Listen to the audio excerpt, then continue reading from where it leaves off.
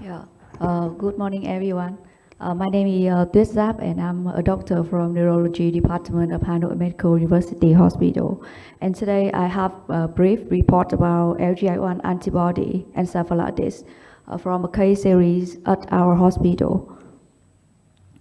Now, as we know, limbic system is not rare term, and it is characterized by a subacute onset of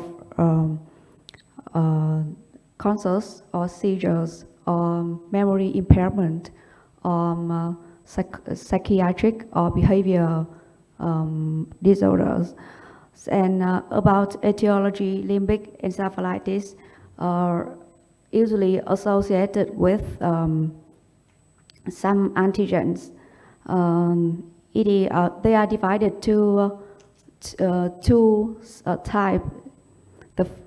The first type is intracellular antigens, such as anti-A2, anti-MA2, which though these antigens usually related to cancer, so the treatment response and outcome is not good.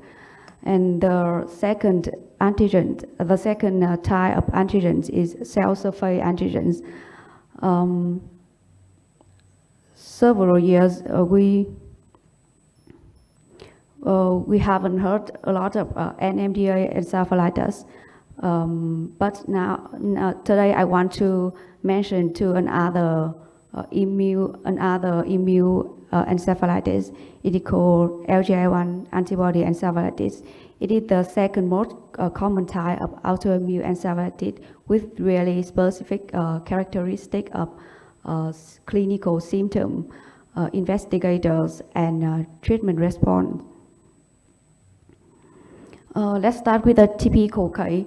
33-year-old female patient. She had first symptom with mood and personality changes from April 2022. She did not go to hospital and have no treatment. From 1st to 13th of May 2022, she has new symptoms with short-term memory impairment and focal dystonic seizures in her left arm. This kind of seizure is really rapid and short muscle twitches in her arm. So she was admitted to a neurology department in other hospital. At that time, her brain MRI is normal, and her CSF tests were no cell and normal protein concentration.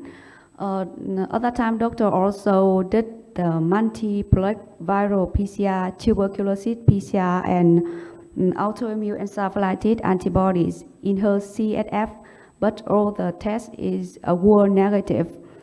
So she was given no special treatment. From 14 to 26th of May 2022, she was transferred to a psychology department with a diagnosis of adjustment disorder with depressed mood. But from 1st of June 2022, she had new symptom with a really specific seizure called facial-brachial dystonic seizures, and she went to our hospital. The first MOCA is 18 out of 30. Because she had the new symptoms, so we decided to do the brain MRI again. And at that time, the result is we observe changes signal in bilateral hippocampus, and we also do the CSF test again. The CSF was still normal with no sign and normal protein concentration. But we also thought about autoimmune encephalitis because she have lesion is on the limbic system and have memory impairment and seizures. So we decide, so with facial brachial dystonic seizure, so we think about LGI1 antibody encephalitis, and we decided to do autoimmune encephalitis antibodies again, but at that time we do in the serum, and the result is positive. So here is the patient's MRI imaging. We can see the lesions in her bilateral hippocampus and insular lobe. Because limbic encephalitis are usually associated with cancer, so we also do death malignancy screening for the patient, but all result is negative. With really specific imaging on MRI and the positive result with LGI1 antibody, the patient was diagnosed with LGI1 antibody encephalitis, and she was treated with high-dose intravenous methylprednisolone 1 gram in 5 days, followed by a corticosteroid taper. We also use carbamazepine to control her seizure. So after 7 days of treatment, at the time of discharge, patient had complete seizure control with MoCA increase from 18 to 24.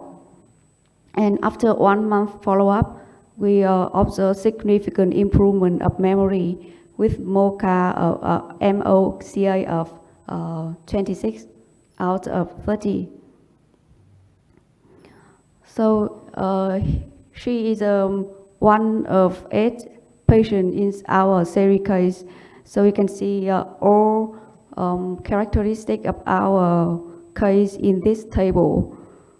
We have 6 female patients and 2 male patients.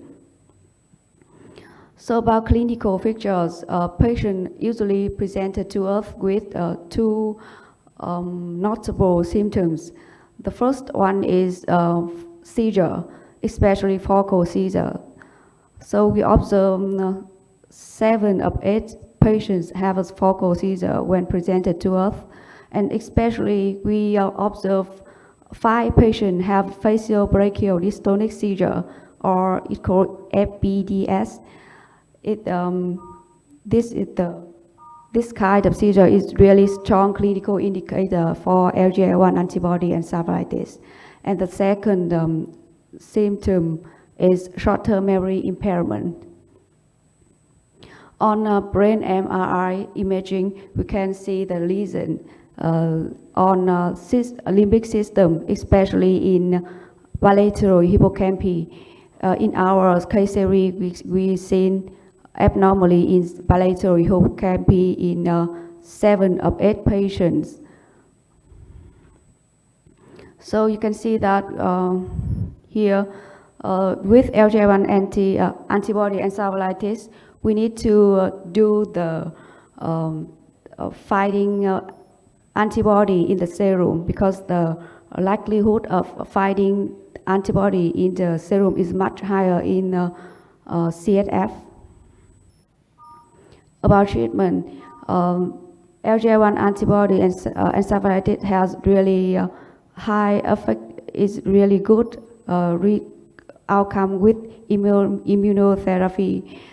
All our patients was first-line immunotherapy with high-dose intravenous methylprednisolone, followed by corticosteroid taper.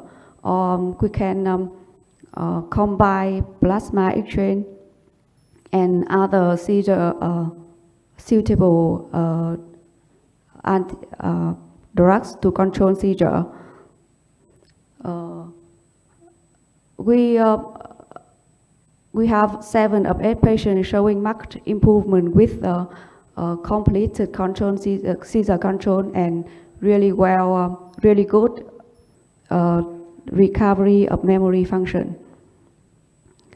So about I will say, okay, we have some key points is that notable symptom of LGA1 antibody is short-term memory loss and focal seizure, especially FVDS. And to diagnose this type of autoimmune, we need to finding antibodies in the serum than CSF, and the treatment and expected improvement of this kind of autoimmune is quite good. Thank you for your listening.